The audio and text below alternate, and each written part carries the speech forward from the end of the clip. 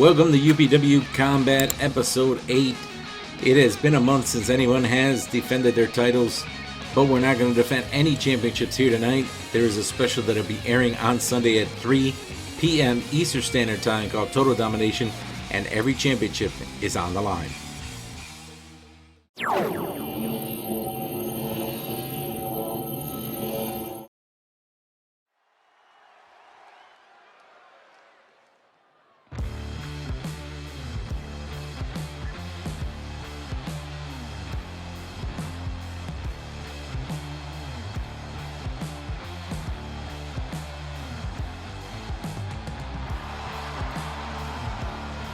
Our opening contest is scheduled for one fall with a 20-minute time limit. First, making her way down to the ring from Osaka, Japan, Asuka.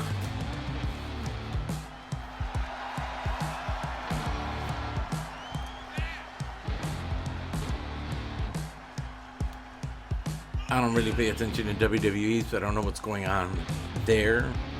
I don't know if Asuka's even relevant anymore. To tell you the truth, I think I know Ronda Rousey's one of the champions. I just don't know which one. And I think Bianca Belair's the Raw champion. So that's about the extent of what I know right now, because I don't pay attention to WWE, because it's literally the same matches every single day, every single week, every single time you turn on it. I mean, you can turn it on months after you've watched it, and they're still doing the same freaking storyline.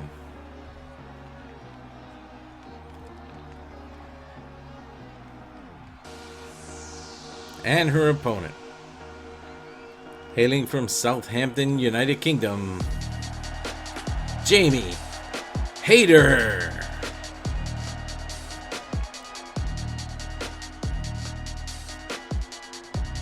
If some of you are new to Jamie Hayter, I can understand. If you didn't know about her before, I've known about Jamie Hayter. I followed her before on several different places that she's wrestled. So I know some people are getting their first experience with Jamie Hayter in AEW, but she's a very accomplished wrestler. She looked different before, and then she really lost a lot of weight and got into shape, and really started working more on herself. She said that she felt a lot healthier. She felt a lot better. Thank God she didn't lose anything in the places that count, but she really is happier. So that's all you can hope for. So if she's happy, you got to be happy for her.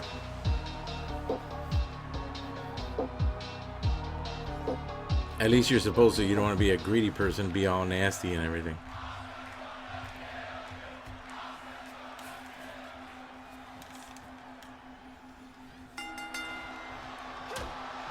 And Asuka right away throwing punches at Jamie Hayter. Jamie Hayter, ooh, a forearm smash. Jamie Hayter got pissed off and started taking it to Asuka. And now Asuka, oh, springboard suplex by Jamie Hayter on Asuka. And now Jamie Hayter raking the eyes of Asuka.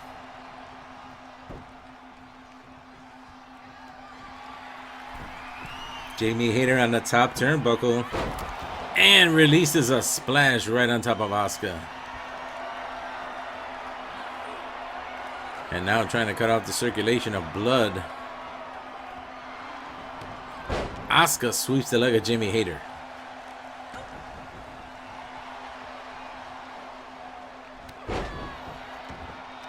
And I don't like that backbreaker move right there. That one just doesn't seem like it's very effective. But I mean, that's just me.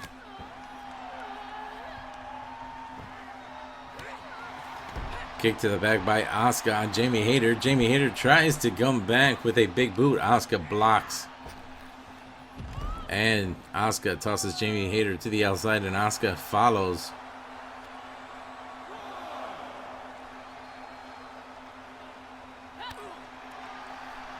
Who the hell let Michael Cole into the building? I didn't hire his ass. And Jamie Hayter gets dropped across the apron, the hardest part of the mat. And Jamie Hayter dropped her head of Asuka on that part of the mat.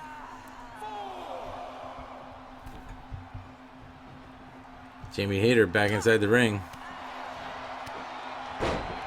And a big punch to the gut after a couple thrusts, uppercuts to the neck. And a drop kick to the legs by Asuka.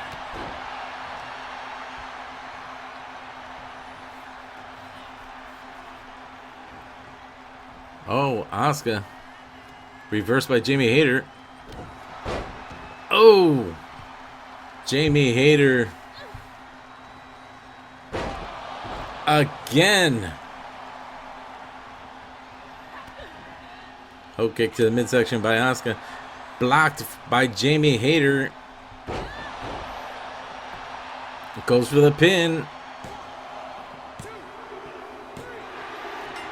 And puts her away with the Irish Curse. I believe that is what it is. And puts Asuka away, taking her. And Jamie Hayter's now. Asuka's not on a good winning streak. Let's put it that way. Jamie Hayter's doing better. In case you guys didn't know, we're going to have a special on Sunday at 3 p.m. Because I pulled up the win-loss record and I couldn't believe what I saw. So we have Alcatraz on Saturday for prime time at 3 p.m. Eastern Standard Time. And for Combat on Sunday, we have a special as well. But I'll tell you about that in a moment.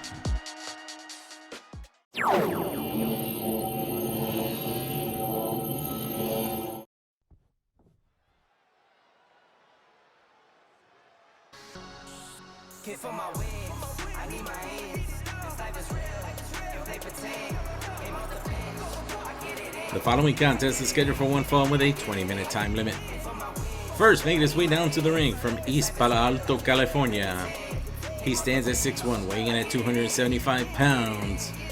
Powerhouse Hobbs.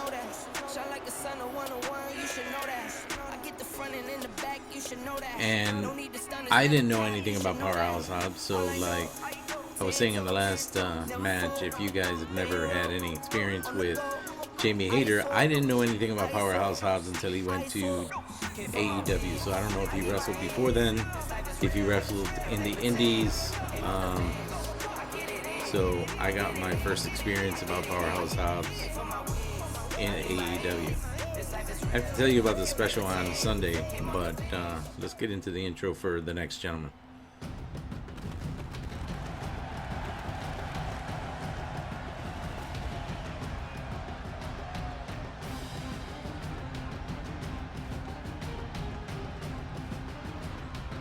And his opponent, standing at 6'6", weighing in at 312 pounds, from Windsor, Ontario, Canada, Charles.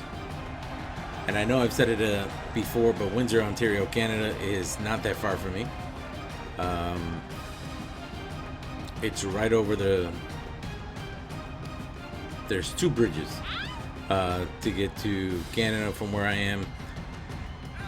One from where I am now would take about 15 minutes to get to. The other one takes about 45 to 50 minutes to get to. They both take you to Ontario. It's just what part of Ontario you want to go to. One is called the Rainbow Bridge.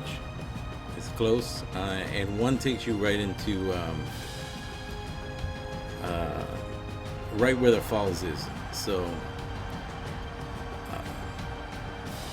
and I love going there. I used to. I can't go out anymore. But Charles has been here for 3 weeks now. He still hasn't gotten a win.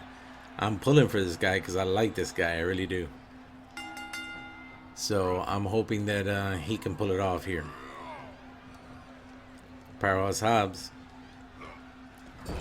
Right away with a snake eyes on Charles. So I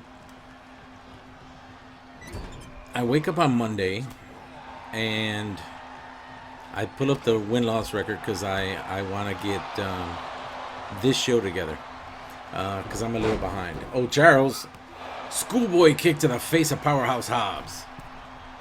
And Charles on the second turnbuckle. Oh, misses with the knee.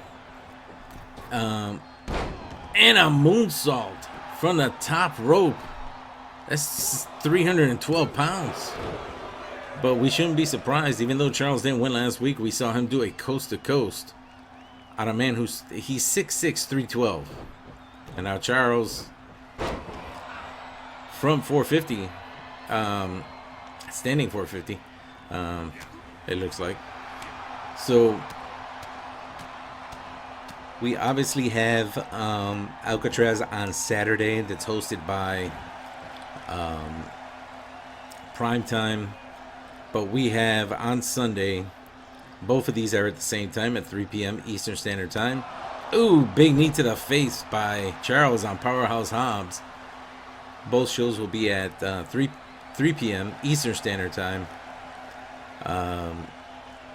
And the second show is going to be hosted by this.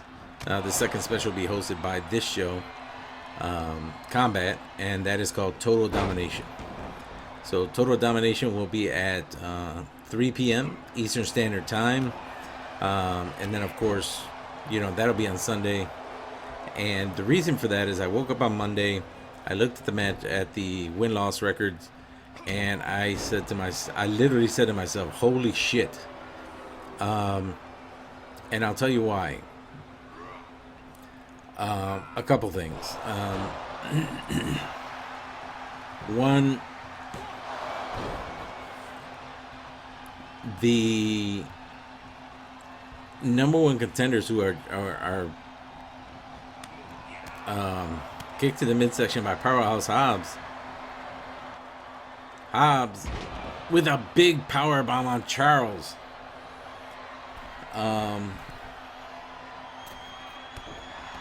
Went for a frog splash, and Charles was able to get his knees up. And Charles, Big Bang Catastrophe by Charles on Powerhouse Hobbs. And Charles just gets his first win. Charles gets his first win on Powerhouse Hobbs. Man, we're seeing a lot of people get their first, second, third, fourth win. What the hell kind of replay bullshit is this?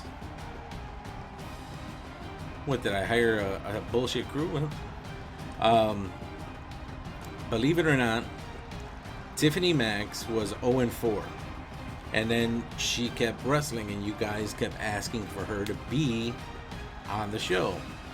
Well, she started winning. And even though she's 3-4, she has the second best record in the division. The person who has the first best record is the champion. So it will be Tiffany Max challenging Cameron Santos for her title on Sunday. And there's a lot more. And none of these matches are normal matches. They're all different. So I'm just letting you know now. When I saw the match card, the win-loss record, there was only one way to put the match card together. And I said, this is too good. As much as I love the shows and I want them to mean something, it was too good to just put on a regular show. I had to put it on a special, so it's forcing me to do a special right now. So I'm sorry, Charles, that I talked over your match. Great match.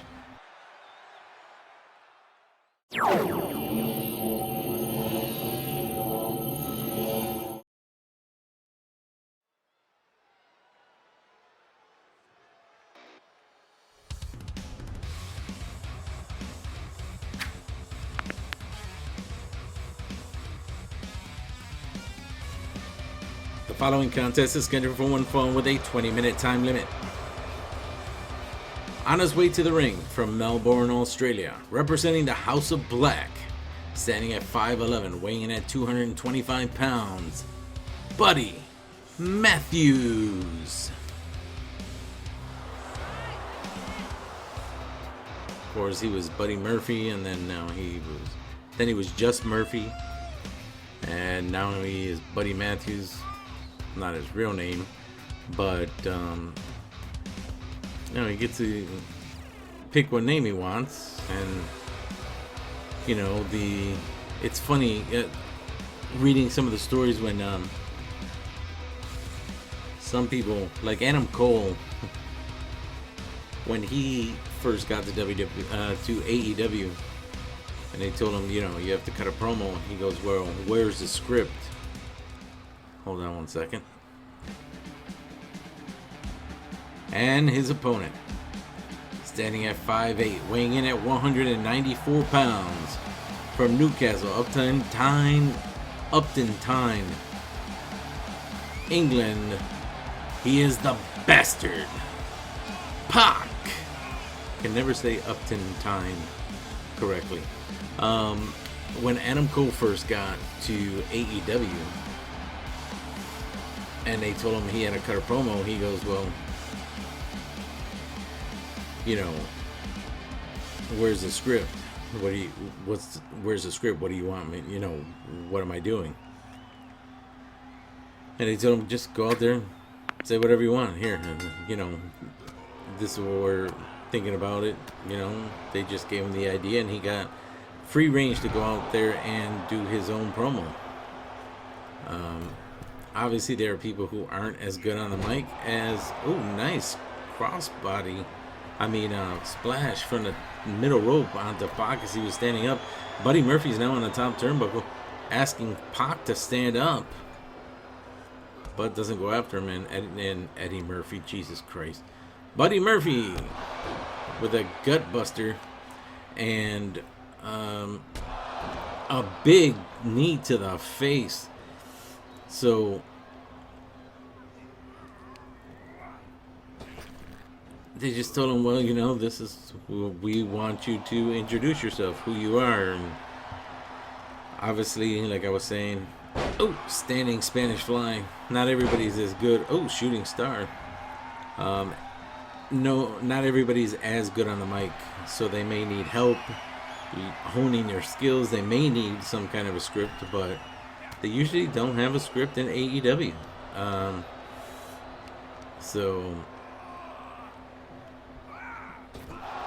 Drops Pac across the ropes. And one thing I do know is that Tony Khan may be there for every show, but I know he's not in the ear of the commentators nonstop yelling into their ear. Standing shooting star once again. Goes for a pin on Buddy Matthews.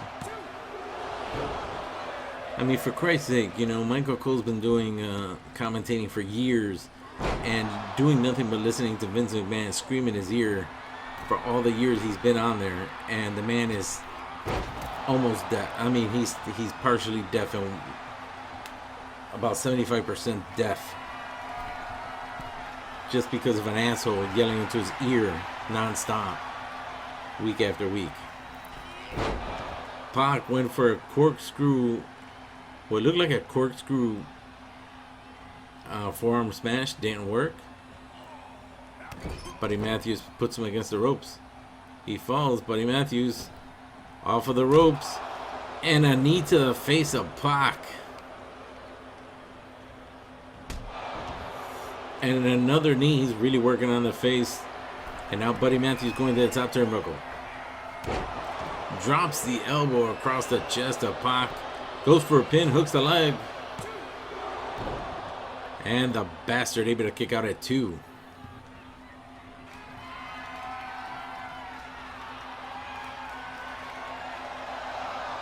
And Buddy Murphy calling for the end. V-trigger to the face of Pac, but does not go for the pin. Picks him up. Pac catches the leg. Oh, Christ.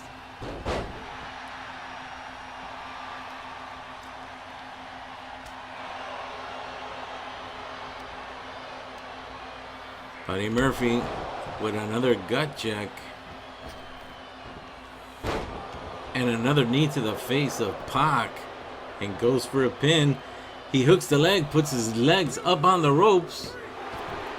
And he steals one from Pac. The cheating son of a bitch. Buddy Murphy steals one from Pac.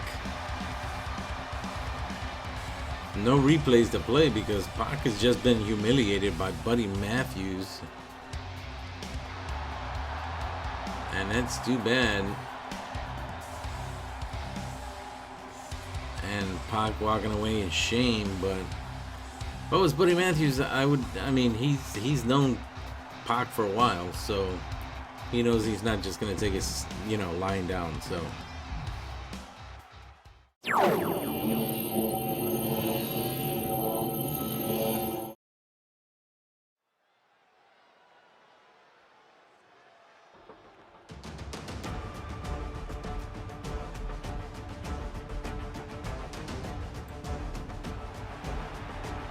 The following contest is scheduled for one fall with a 20-minute time limit. First, making his way down to the ring from Cleveland, Ohio. He stands at 6 foot tall, weighing at 269 pounds. Scotty Omega.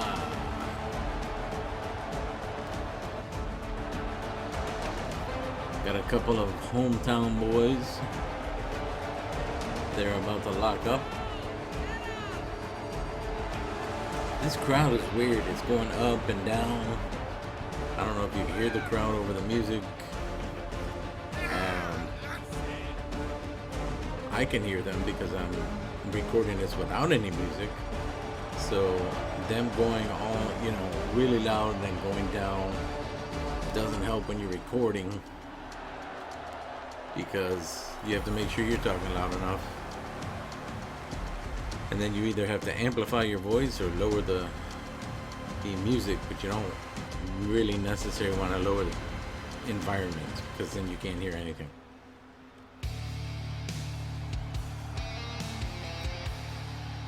And his opponent, also from Cleveland, Ohio.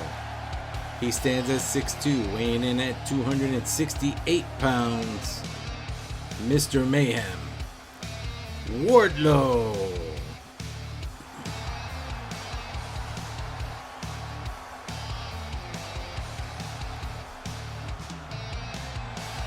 If you've been watching AEW, you know the whole thing that's been going on with Wardlow and MJF. Of course, we haven't really seen MJF since he dropped that pipe bomb a few weeks ago, but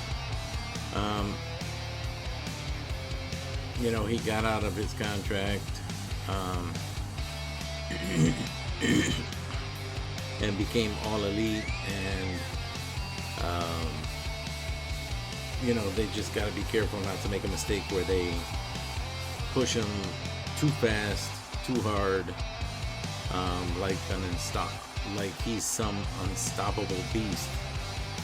Because at some point or another, you can make a mistake, like WWE did with a few people. Braun Strowman, where he may have been a Universal Champion, but he's forgettable, unfortunately. So.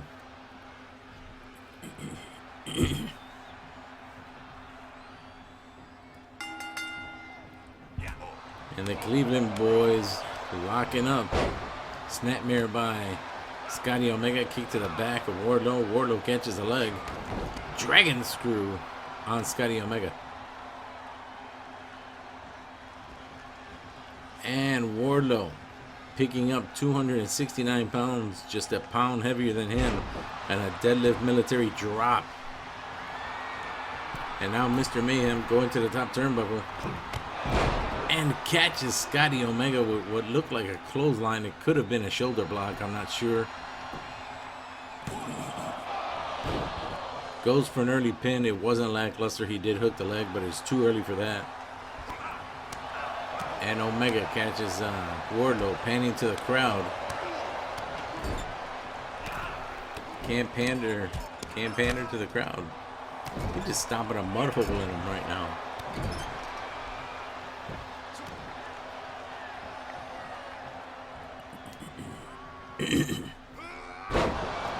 Oh, we got a bleeder. He's been busted wide open. There's a pin. And Wardlow able to escape the cover.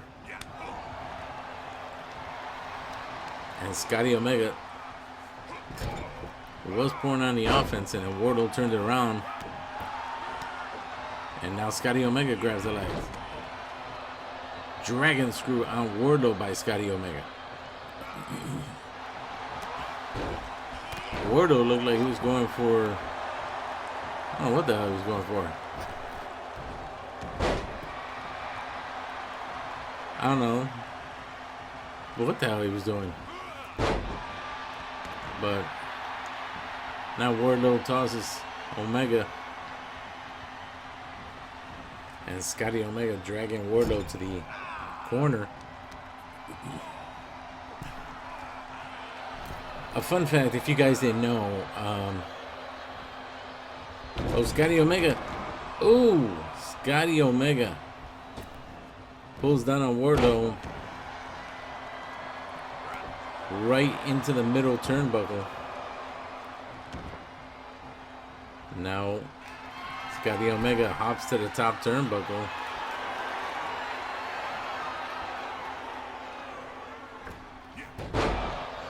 And Scotty Omega needs a GPS as well because he missed his target.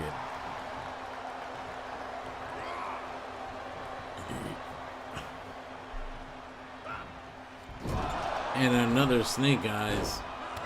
So what I was going to say, if you guys didn't know that this man, Mr. Mayhem Wardlow, that's his actual real name. His last name is Wardlow.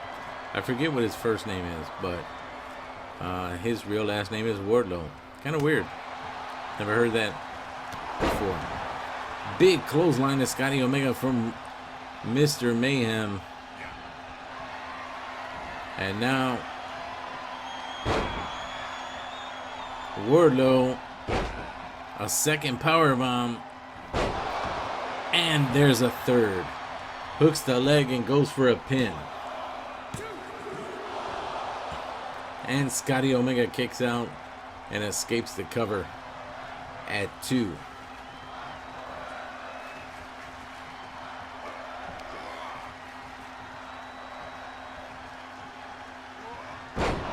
F10 by Wardlow.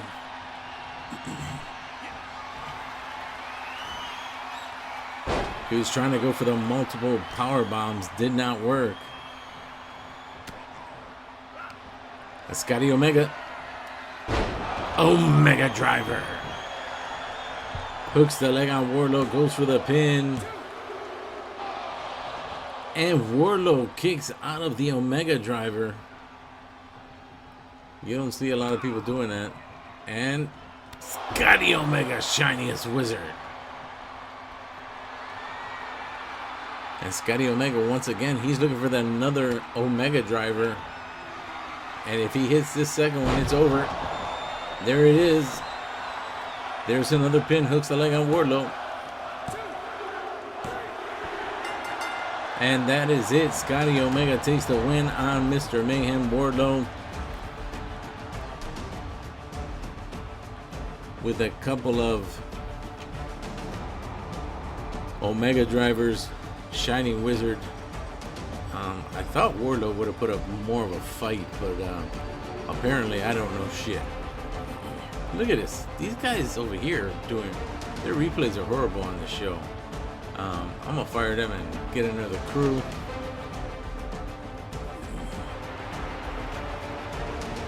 Congratulations to Scotty Omega. That had to be the biggest challenge so far. Well, maybe not the biggest challenge, but the biggest challenge that so far that he was able to take care of. The biggest challenge, I believe, was against Death Song, but he wasn't able to come out on top. But he did with Wardlow. So congratulations. Let's keep this show going.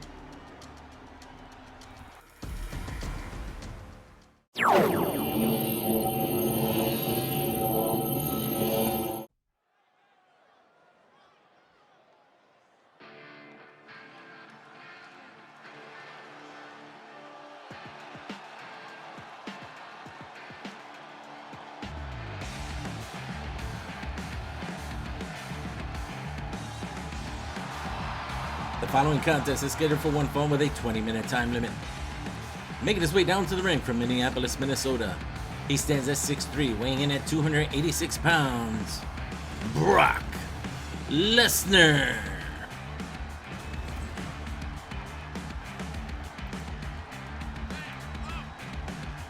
Of course, we saw the return of Brock Lesnar at SmackDown, because who else are they going to make Roman Reigns fight except the same guy that he's fought? Let me see, how many times was it? I don't know. Over the years, maybe almost a dozen times. You know what? While he's walking into the ring, why don't we find out how many times have Roman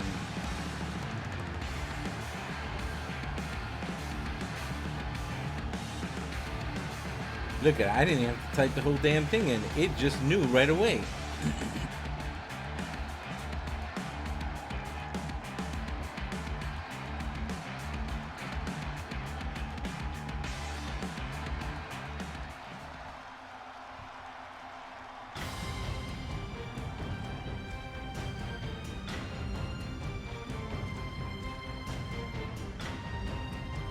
And his opponent, standing at 6'5", weighing in at 308 pounds, from the pits of hell, the Demon, Death Song.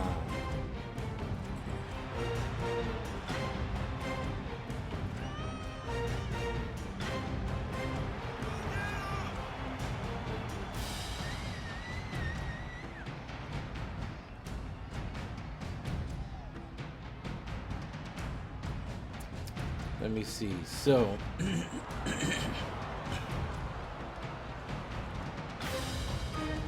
Roman Reigns and Brock Lesnar have been doing this shit since 2015.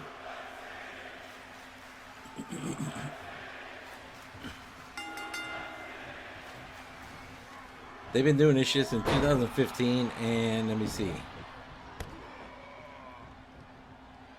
They have fought 8 times, including singles matches, triple threat matches, and fatal 4-way matches. They have main evented WrestleMania 3 times against each other, with both men winning one match, and Seth Rollins cashed in the Money in the Bank contract to add himself and win their first match at WrestleMania 31. So every time that there's nobody around, they call in Brock Lesnar, and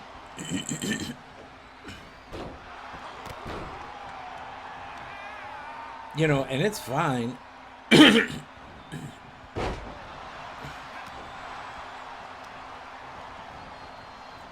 That Brock Lesnar is there and he wrestles, but how many times do we have to watch Brock Lesnar and Roman Reigns fight?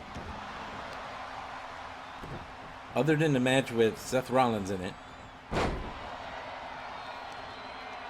they had 8 matches total, and Roman Reigns has won 4 of the 8, and Brock Lesnar has won 3, with Seth Rollins winning the 1 because he cashed in the Money in the Bank.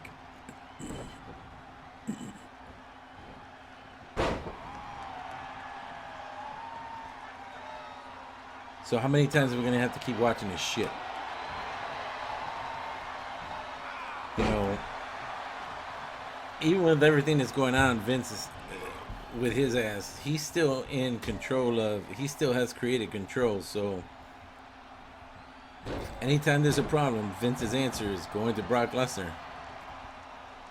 And I'm sure it doesn't bother Brock Lesnar. I mean, he gets paid about $1.5 million every appearance. Not every match against Roman Reigns. Between $1 to $1.5 million every time you see him on TV.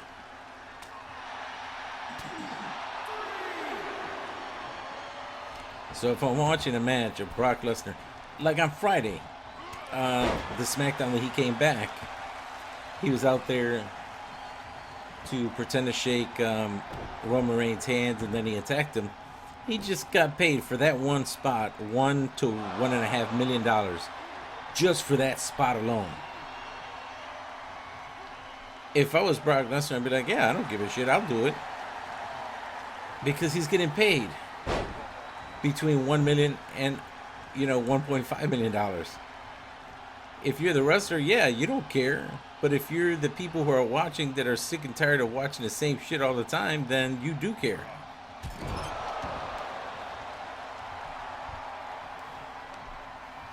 But let's get back to this match. I apologize. And Brock Lesnar taking the Demon Death Song to a ride on Suplex City.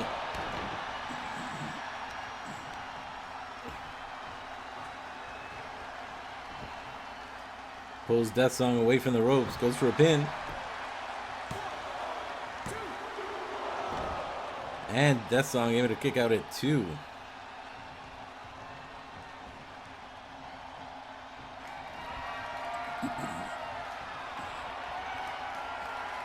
Brock Lesnar, F5 on Death Song. But a rope break as Death Song's left arm was under the ropes.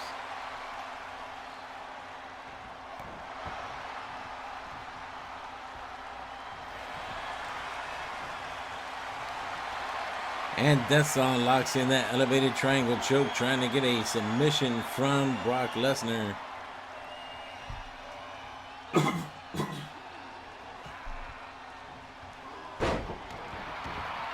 But Death Song just let it go. I don't think he needed to. He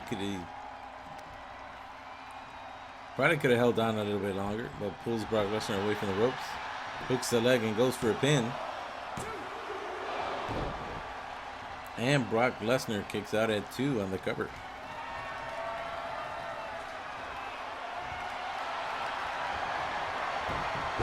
And Brock Lesnar with the counter on the elevated choke. Now Brock Lesnar, fisherman suplex into a bridge pin. And Death Song able to kick out at 2.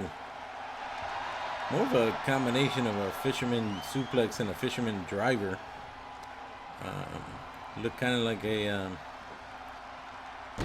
like that.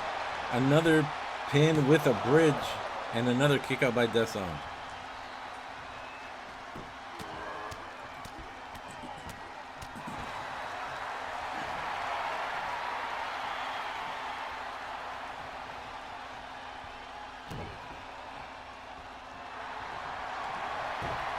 Now Brock Lesnar pulling on the face. Damn, he's pulling on his face.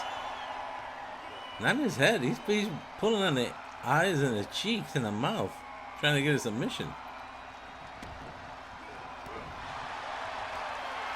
Now Lesnar looking for that F5 once again. And Death Song able to intercept.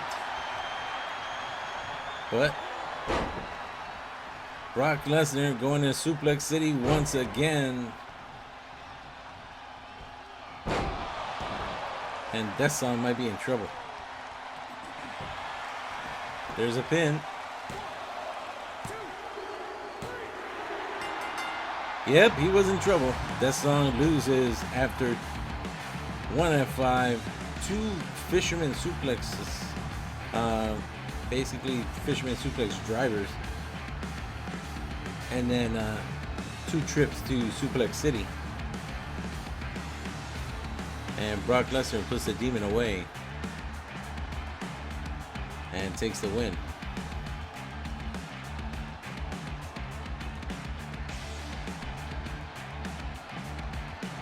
Neither of these men will be at the special. But everyone counts here. So anything you can do, you can do.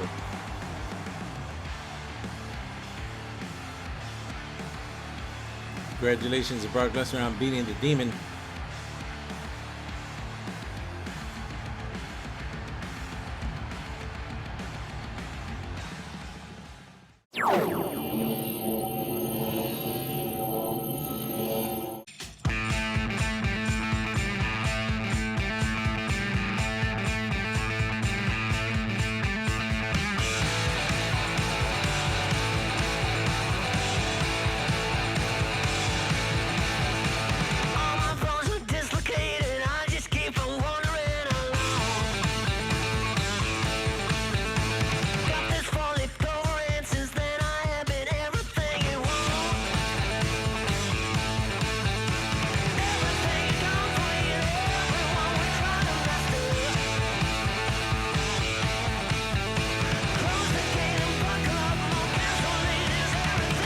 We are undisputed.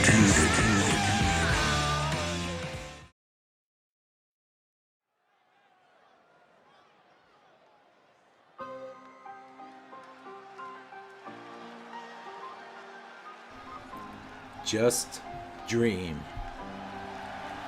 The following contest is scheduled for one fall with a 20-minute time limit. Making her way down to the ring from Gloversville, New York, Dreamer.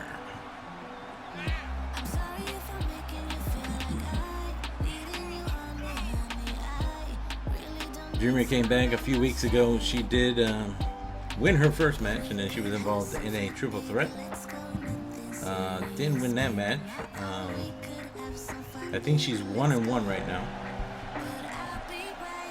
because that triple threat match does count as a singles competition, even though it's triple threat. Tag teams do not, at least here in UPW.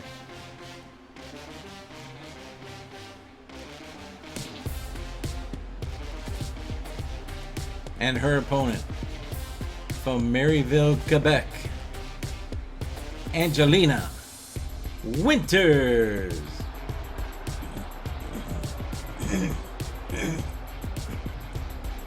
Sorry for clearing my throat. I'm doing this on a day that it's really warm out. And allergies that are acting up. There's pollen flying around. So I know I always apologize when I'm clearing my throat, but okay, allergies. What am I supposed to do? I mean, I take allergy medication, just don't know what else. I can't stop allergen. I mean, there's only so much I can do. You know what I mean?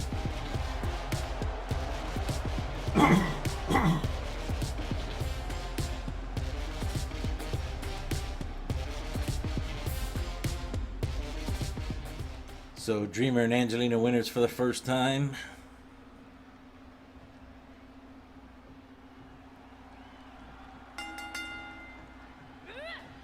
Collar and elbow tie up. And Angelina Winters choking her and then ends it with a headbutt. Goes to the top turnbuckle. Dreamer was playing possum, I guess, just standing there waiting for her to jump down, making her think that she was going to hit her. Dreamer misses with the overhead kick, turns around and hit her with a back kick to the face of Angelina Winters. Angelina Winters put it onto the apron.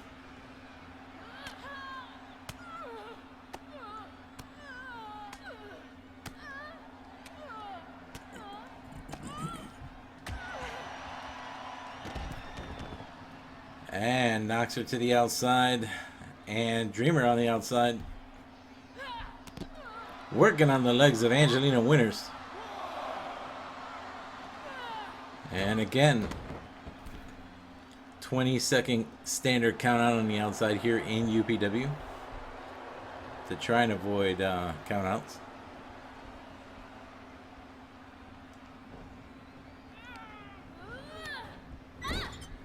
Dreamer tossed into the corner, reverses on Angelina Winters.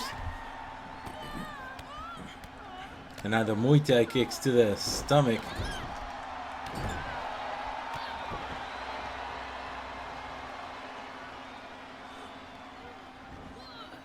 And Angelina Winters tosses Dreamer. And now raking on the face of Angelina Winters. Of Dreamer, I mean. I don't know, man. I'm all over the place right now. I don't know.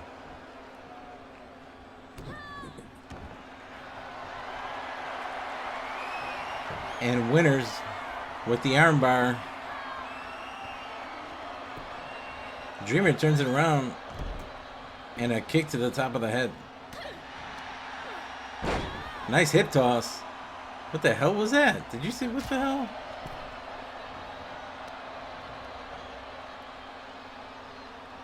Why is her leg turning red? I mean, why is her suspenders coming out on the outside? That's some weird face breaker by Dreamer on Angelina Winters.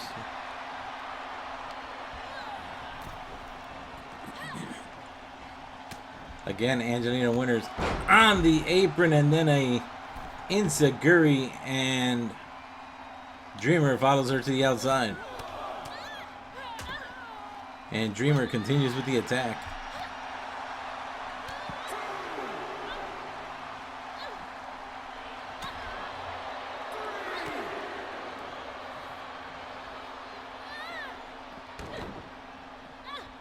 Dreamer rolls back into the ring, leaving Angelina Winters to the outside.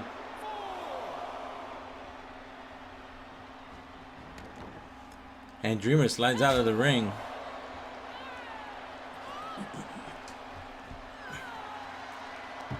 Gets caught by Angelina Winters.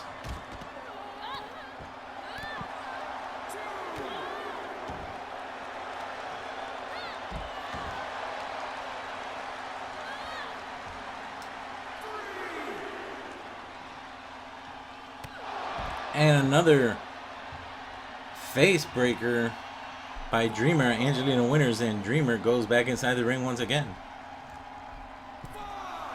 Angelina Winters comes back inside. Kick to the midsection of Dreamer. And now again choking her just like the beginning of the match, and then a headbutt. And again going for that armbar, trying to get a submission on Dreamer.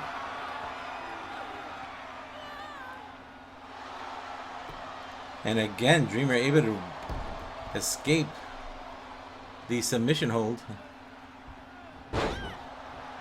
Angelina Winters dropped her down hard on her face.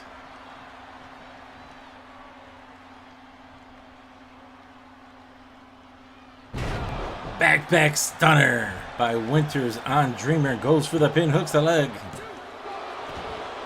And Dreamer able to kick out at 2 on the near fall.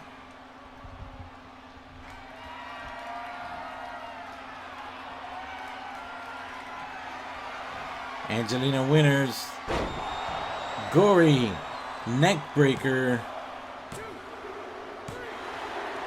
and Angelina Winters puts away Dreamer and hands Dreamer her second loss of her return here to UPW.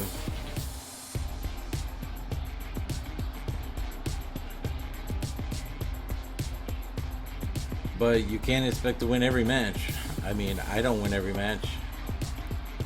So, I mean, look at Tiffany Max. Tiffany Max was 0-4, and now she is the #1 contender for the championship this Sunday at Total Domination against Cameron Santos.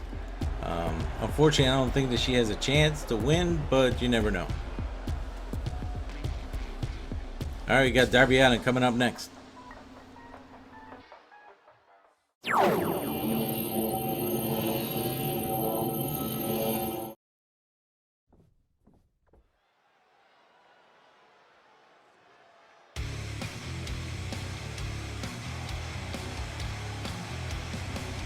The following contest is scheduled for one fall with a 20-minute time limit.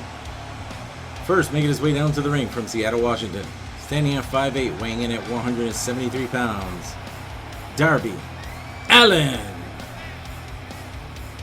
Darby Allin, a standout in AEW, having Sting in his corner, whether he's mentoring him or not, or you know, maybe he's asking Sting for a tip or two on how to do some things. It's got to be great for a kid who probably watched him growing up.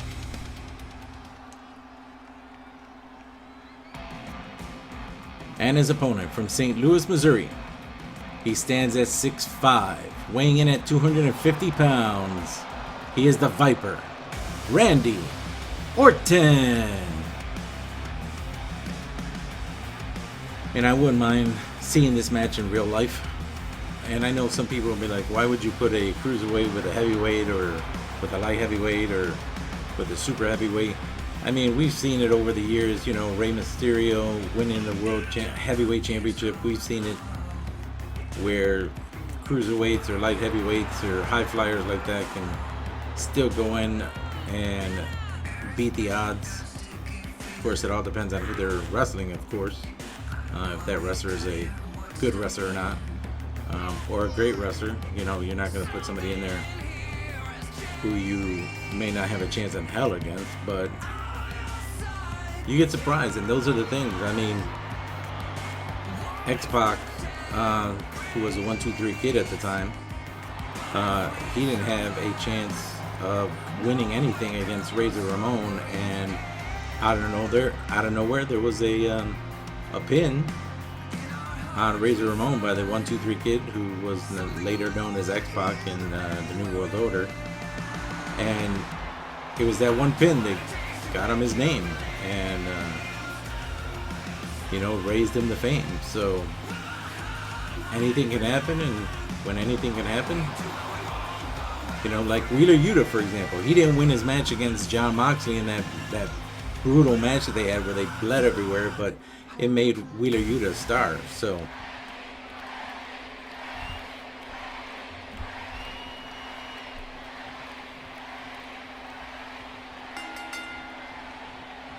start off with a collar and elbow tie-up. Darby Allin throws Randy Orton into the corner and bashes his head onto the top turnbuckle. Elbow strike by Randy Orton, the legend killer. Vintage Randy Orton with a backbreaker. And now edging, got him to stand up, and he hit him with a double axe handle. And tried for a cover, only got a 1 count. Drops the knee across the face. I apologize, I was trying to multitask at the same time, and apparently I couldn't do it at that moment. Darby Allin off the middle ropes with a bulldog.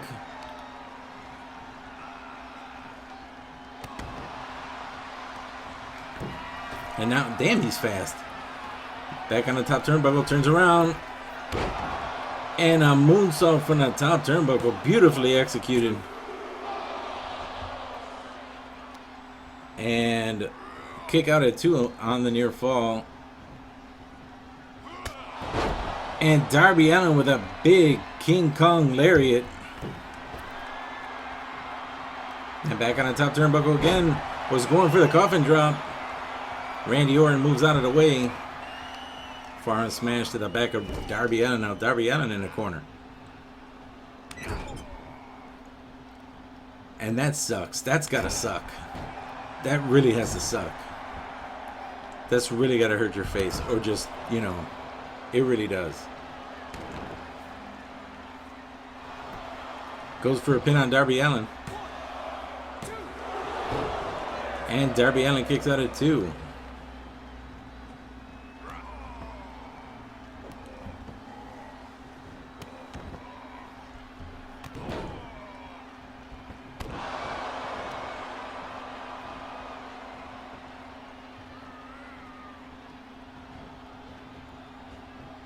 And Randy Orton's trying to find a place to put Darby, but couldn't. Darby's fighting back. And off of the ropes with a crossbody.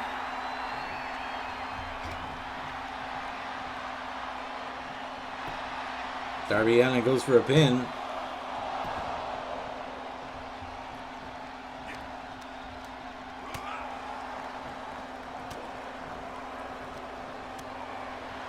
Darby Allin. Oh, code breaker. Darby Allin able to seem to counter everything that Randy Orton has been throwing at him. Bottom rope. And I guess a mini coffin drop, maybe a senton, we can call that. And he takes Randy Orton into the corner once again. Toss him in the other corner. And shotgun drop kick into the corner for Randy Orton. Goes for a pin, hooks the leg. And the legend killer kicks out at 2. Can he still call himself the legend killer if he becomes the legend? Because he's already a legend. Coffin drop by Darby Allin on Randy Orton. And Darby Allin takes the win on Randy Orton. And he takes the win pretty quickly. It's like Darby was too fast for him. He was countering everything that Randy Orton had. And it isn't because Randy Orton's hurt in real life, because in here he's not hurt. And in here he's rated higher than Darby Allin. Darby Allin has been on a losing streak lately. But so has Randy Orton. So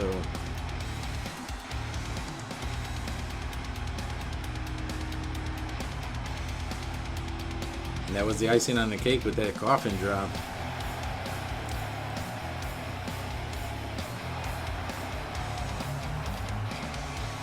Congratulations, Darby Allin, on your win. Get back on your winning ways. See if you can challenge for a championship at some time or another. All right, we got two big men coming up next. It's Miro versus the Fallen Angel, Jericho White.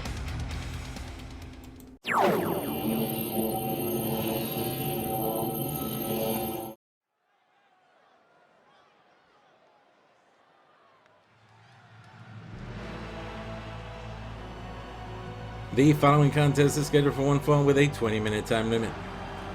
First, making his way down to the ring, standing at 6 foot tall, weighing in at 304 pounds, from Bulgaria, Miro.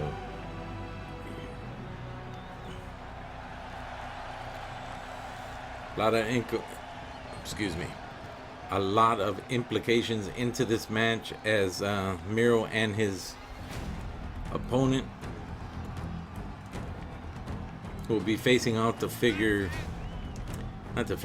find out who will be facing Blackwell on Sunday at Total Domination for the Combat World Championship.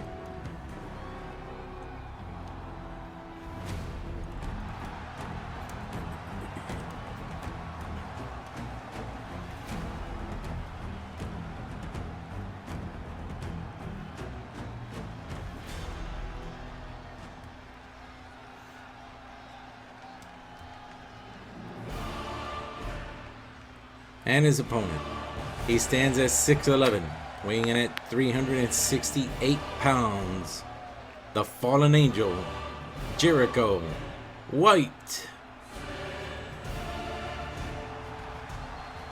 Jericho White, a newlywed to the Phenom of UPW on Valkyrie's Shade, who we will see on Valkyries this week.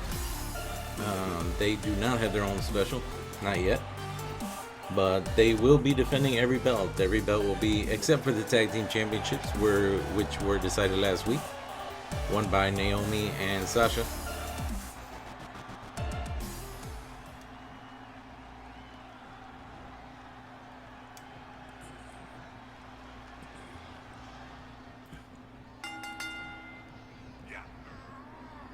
And Jericho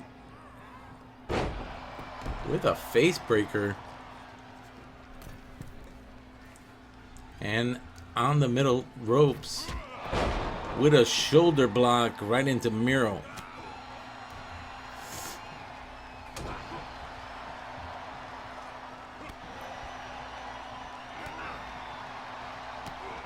Miro with those educated feet.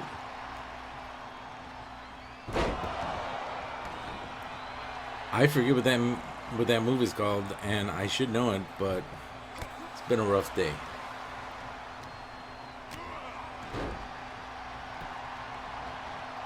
There's the pin. And no matter what I do, I'm not going to remember what that move is, because like I said, it's been a rough day. Miro going to the top turnbuckle, not his forte, so to speak. So he does come down. Throws Jericho White to the outside.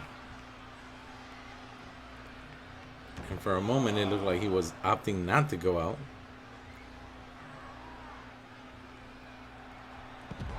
And he does the same move on the outside, and I wish I knew what it was called, but I don't, but I will, hopefully by Sunday.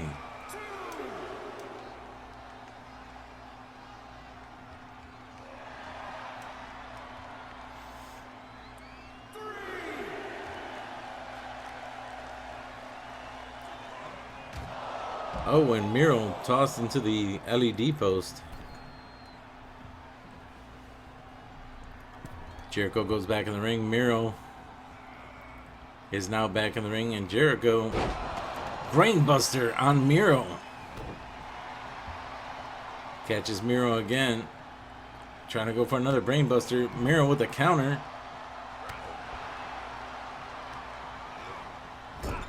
And Miro tossing him into the corner. Jericho able to escape the corner with a elbow. Kick to the midsection. Jericho. Face breaker.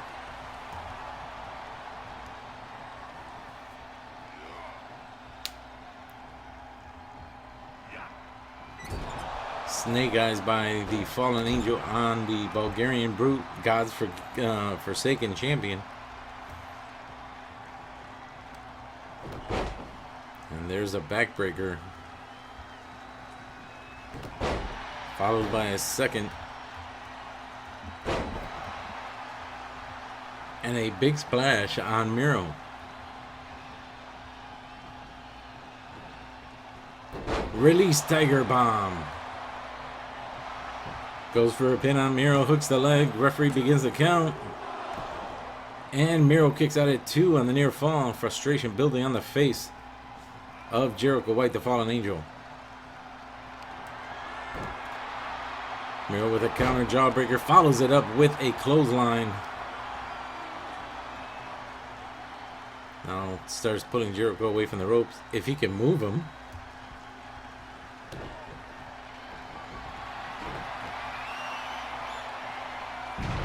And a nice, good old-fashioned takedown.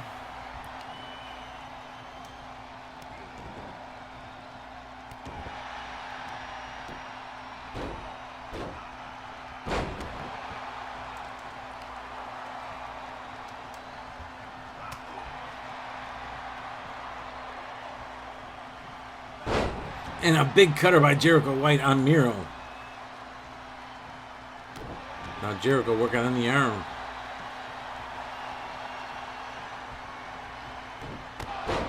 Leg lariat by Miro. And Miro now on the top turnbuckle.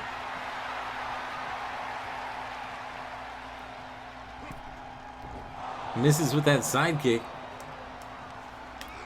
But still catches Jericho, puts him into the corner. Now pulling on that arm over the rope.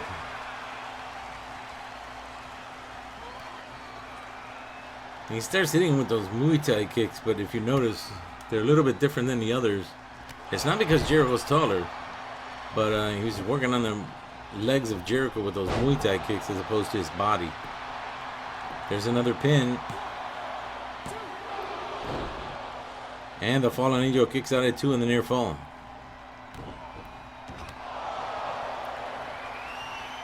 And there's a camel clutch on Jericho by the Bulgarian Brute.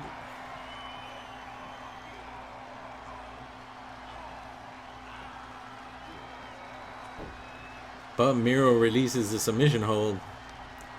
And not enough to put away Jericho. And Miro slams Jericho White face down first. And again put into the camel clutch.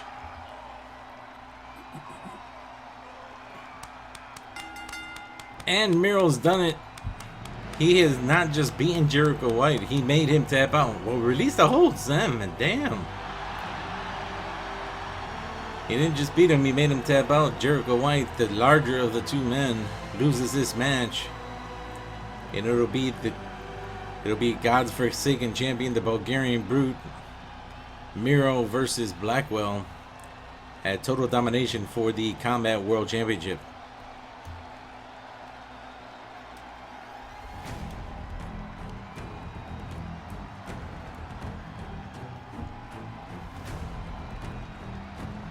He really tried very hard to target Jericho's body. That right there was just ridiculous. After that, there was no way he was going to get up from that. Not after that face slam. And then put into that after putting all that pain on the body. There was no way.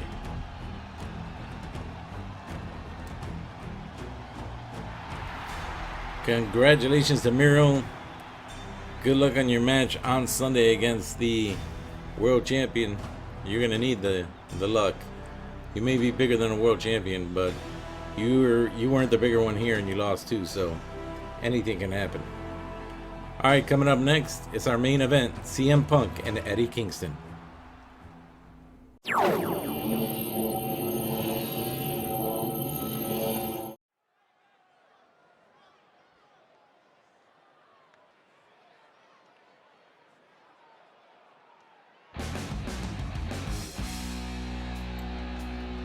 The following contest is your main event of the evening. First, making his way down to the ring from Chicago, Illinois, standing at 6'2", weighing in at 242 pounds, he is the Combat Legacy Champion, CM Punk. And CM Punk will be defending this championship at Total Domination. I believe it is against Death Song. I don't have the match card in front of me because, yes, the match card for both Total Domination and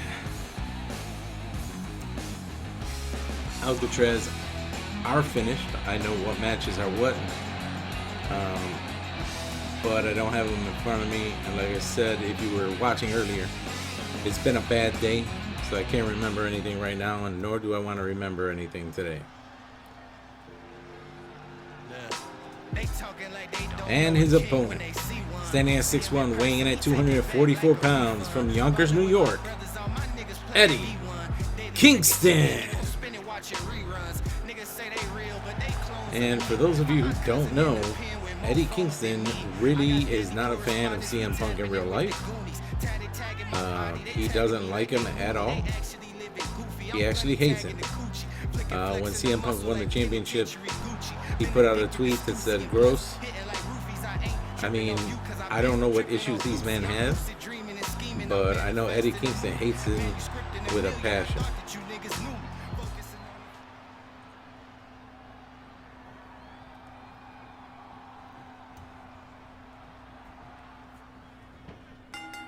And here we go. Collar and elbow tie-up. CM Punk with a Falcon Arrow on Eddie Kingston. He hooks the leg for a pin. Eddie Kingston kicks out before the 1 count.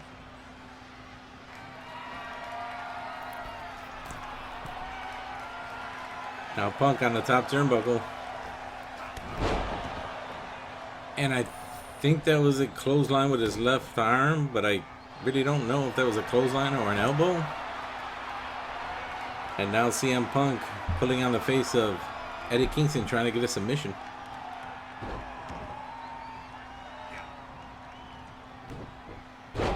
Release German suplex by Eddie Kingston.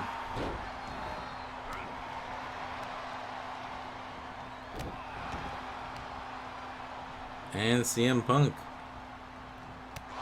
Revolution knee strike on Eddie Kingston. Eddie Kingston back on his feet. And a suplex by Eddie Kingston. And now he's trying to get a submission. Might be too close to the ropes, maybe? Or perhaps not.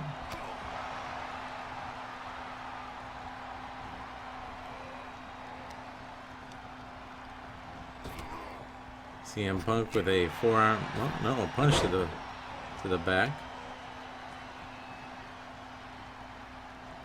Now again with another Revolution knee strike by CM Punk on Eddie Kingston, and a knee to the face, and a backflip on Kingston. And again, he got the trifecta, or the hat trick. He's a hockey fan, so he got the hat trick. 3 of them so far in this match.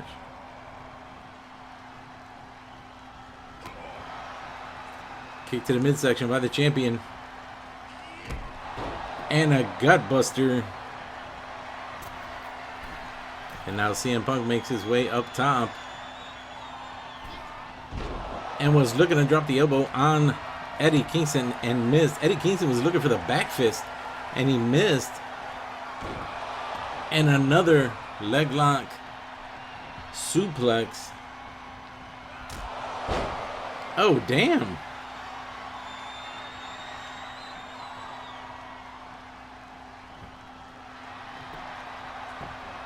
Eddie Kingston rolls over CM Punk.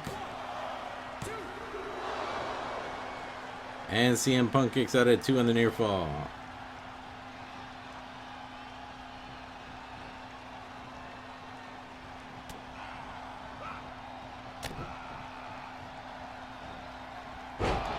Trying to punish it. If these guys were in a match in real life, which I highly doubt we're ever going to see, which I would love to see, backbreaker by Eddie Kingston. I don't think we're ever going to see it because since Eddie Kingston really hates this guy, he would probably try and kill his ass.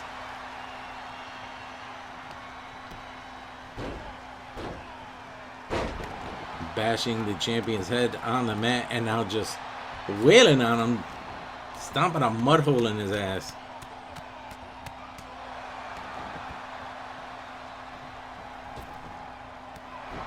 Off of the ropes, was looking for a senton. No dice.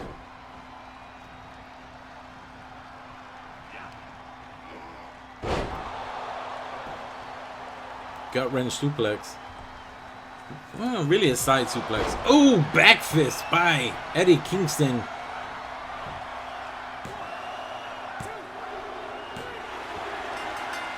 And Eddie Kingston has just pinned the champion CM Punk. And while it won't make him go to the pay-per-view, to the special on Sunday, it will give him another step up into the leaderboards to get up there where he needs to be. Again, anyone here can challenge for any belt, so if Eddie Kingston wants to challenge CM Punk for that championship, as long as he has that good record, he can. If he has a record better than anybody in that division, he can challenge for that championship.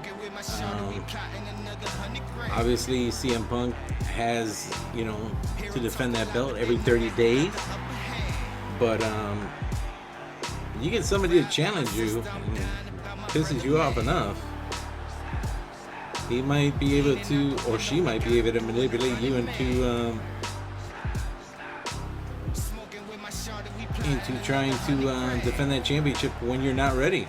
And sometimes it's about mind games. It's not always about brute strength and brawn. Congratulations to Eddie Kingston. Guys, thanks for being here.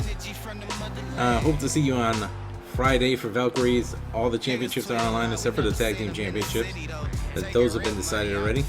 And I hope to see you on Saturday for Alcatraz and Sunday for Total Domination. All the belts will be on the line there. Trust me, they're going to be 2 good shows. I'm going to try and get to them if I don't die in this sweltering heat. And my computer is, of course, hot. So it's hot in my room, and it's hot on this computer, so I'm dying right now. But that's besides the point. And the humidity outside is go fuck yourself. So, everybody, thanks for being here. Do me a favor, check out the links below. Make sure you follow my friend and brother Blackwell on Twitch. Let me know what you think about the new time that I'm releasing these. If you think it should be sooner, let me know which one you prefer. And do me one more favor. Take care of each other. I'll see you on Friday.